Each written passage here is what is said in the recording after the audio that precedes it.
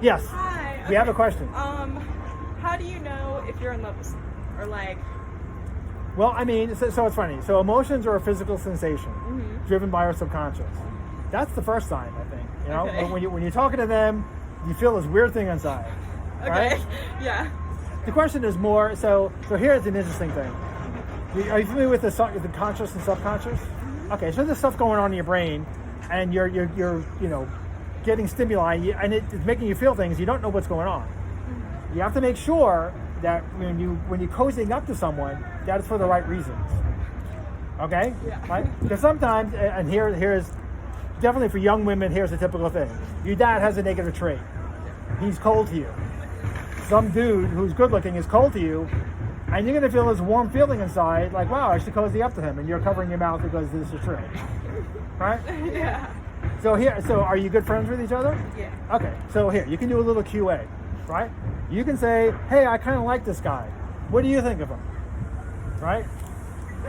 And if you start dating him, or whatever, after, you say, just share how the relationship is. Make sure that how you're being treated is emotionally healthy. Very. Oh my god. Yeah. Okay. Okay. But be cool with sharing it and give constructive support, you know? And also, I mean, like, if she's, or one of you doing the wrong thing with, hanging out with somebody, like, wow, he's really mean to you, right? Point it out, say, hey, look, I'm thinking of you. I don't like the way he talks to you, or something like that. And the final point is, don't let men drive the conversation. Guys don't want to talk about emotions. We need to change that. Yes.